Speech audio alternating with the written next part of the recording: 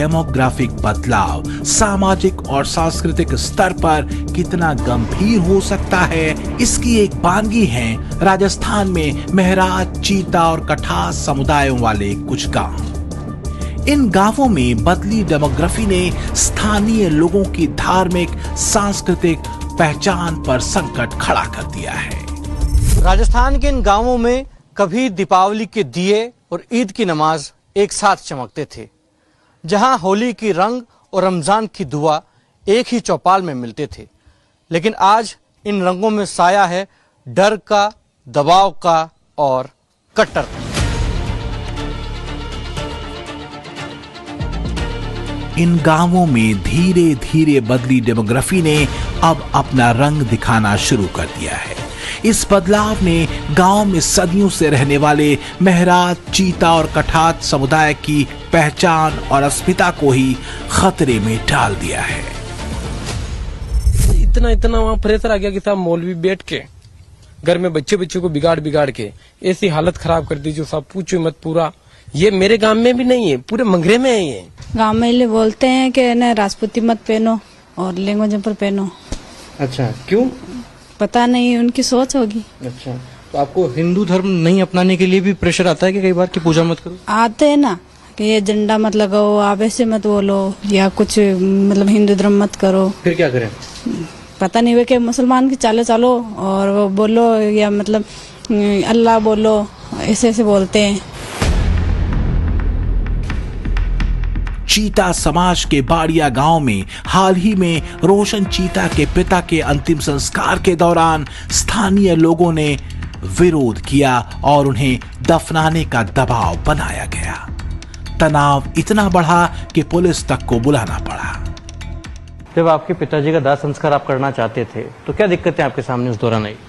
Sir, मैं सबके आ रहा जा रहा था, परिवार वालों के आ रहा जा रहा, तो परिवार वालों मेरे पिताजी के दाह संस्कार में क्यों नहीं आए थे? मैंने क्या गलत करा? यही क्यों नहीं आए वो आपके पिताजी के दाह संस्कार में? क्या चाहते थे वो? मैंने दाह संस्कार करा इसलिए।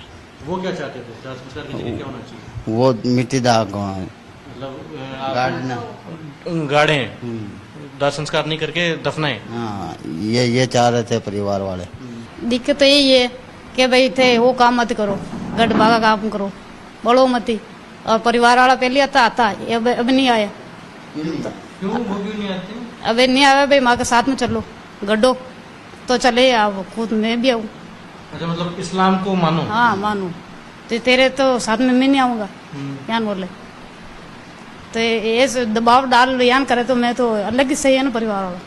तो आप तो हिंदू रहना चाहते हो, लेकिन परिवार वाले और आपके गांव के लोग क्या कहते हैं कि इस्लाम को अपनाओ? हाँ वो तो यही है, और मैं तो परंपरा ही है, हिंदू है। आज थोड़ी मनी आ गई, बाप दादा भी हिंदू ही है। कई लोग हैं जो सब 3 नियम से ऊपर चढ़ गए, जो इस्लाम की तरफ और ज्यादा जा रहे हैं, तो वो लोग ज्यादा, वो उनका निजी प्रॉब्लम है। बाकी हम तो है तो ठाकर, जैसे हमें गाजी ठाकर के वंशज हूँ, तो ठाकर है हम, तो मुसलमान तो हो ही नहीं सकते।